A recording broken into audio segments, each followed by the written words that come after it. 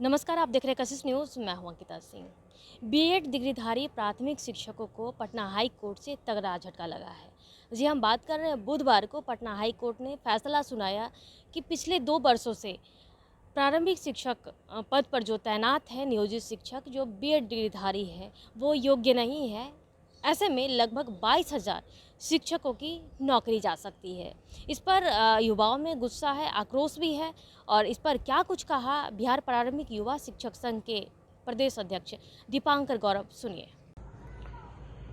Patna high court ने आज एक बहुत बड़ा फैसला दिया है।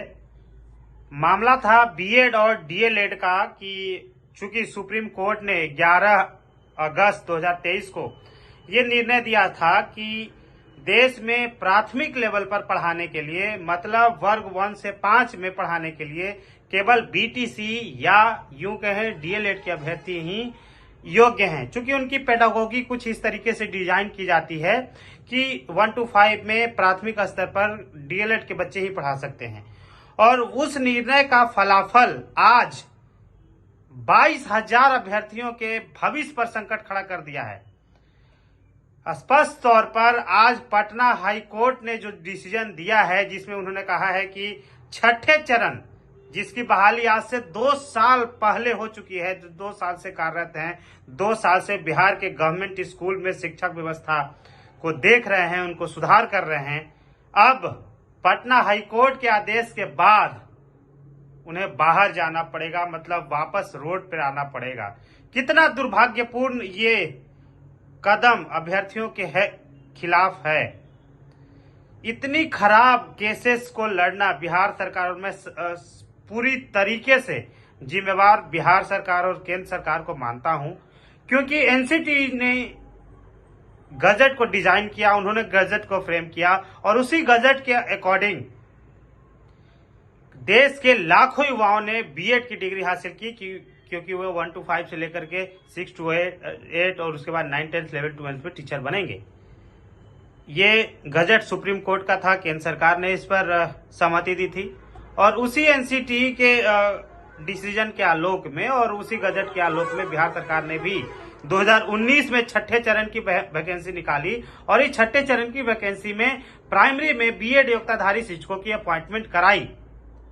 अब जब आज पटना हाईकोर्ट का ये फैसला आता है कि चूंकि 11 अगस्त 2023 के देवेश शर्मा एवं राजस्थान सरकार के वाद में जो निर्णय है, जिसमें यह कहा गया है कि प्राथमिक लेवल पर बीएड अयोग्य है पढ़ाने के लिए, उसके डिसीजन से हम लोग बाउंडेड हैं।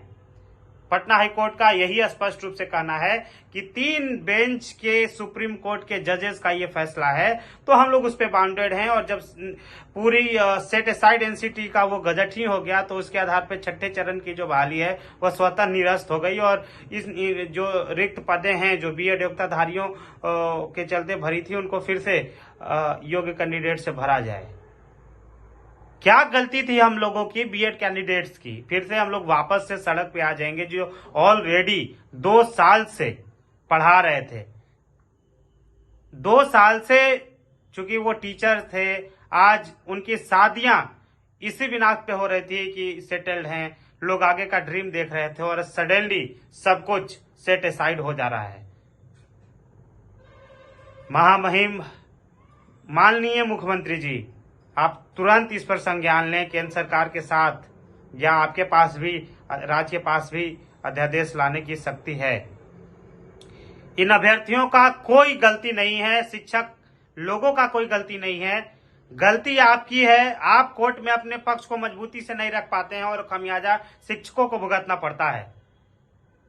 लेकिन सुप्रीम कोर्ट और हाई कोर्ट के निर्णय का हम सम्मान करते हैं, उसके खिलाफ हम लोग कुछ नहीं बोल रहे हैं, लेकिन हम लोग हार मानने वाले नहीं है। सुप्रीम कोर्ट में जो देवेश शर्मा का जो केस था, उस पर हम लोग अभी मॉडिफिकेशन का इंतजार कर रहे हैं। वेस्ट बंगाल की तरफ से मॉडिफिकेशन याचिका लगी हुई है और उस पर सुनवाई जारी है। वो चीफ जस्टिस के बेंच पे सुनवाई होगी। इसके बाद हम लोग रिव्यू भी फाइल कर रहे हैं। पूरे ऑल इंडिया से अब बीएड के लोग संगठित होकर के लड़ेंगे अपने हक हुकूक के लिए। हमारी कोई गलती नहीं है, हमें क्यों इसका बलि का बकरा बनाया जा रहा है? जब 11 अगस्त 2023 का फैसला है, तो उससे पूर्व की बहालियों में इसको क्यों लागू किया जा रहा है? इसी तरीके से 3,90,000 अभ्यर्थियों के साथ जो बीपीएससी टीआरई 1 में जो परीक्षा में बैठे थे उनके साथ भी सौतेला व्यवहार हुआ था। और यही करेंट गवर्नमेंट थी जिन्होंने कोर्ट में ये एडमिट किया था, कहा था कि हमने सारी वैकेंसी डीएलएड के कैंडिडेट से भर ली है, मुझे बीएड के कैंडिडेट्स की कोई आवश्यकता नहीं है। सरकार अभ्यर्थियों के साथ खिलवाड़ करना बंद करे। हम लोग हारे नहीं हैं, जब तक सांस है तब तक लड़ेंगे। हमारे पास अभी विकल्प है। देवेश शर्मा के केस में हम लोग अभी मॉडिफिकेशन के लिए, रिव्यू के लिए जाएंगे और उसकी पूरी तैयारी है, क्योंकि देवेश शर्मा के केस में इतने लेगुना हैं और बहुत से तथ्यों को उसमें नजरअंदाज किया है जस्टिस। मैं फिर से कोई कमेंट नहीं करूंगा, लेकिन सुप्रीम कोर्ट के माननीय न्यायाधीश ने बहुत से लेगुना उसमें छोड़े हैं और बहुत से बड़ी बड़ी चीजों को उन्होंने दरकिनार किया है और इस पर पुनर्विचार याचिका होनी चाहिए। दीपांकर गौरव, प्रदेश अध्यक्ष, बिहार प्रारंभिक युवा शिक्षक संघ, बिहार।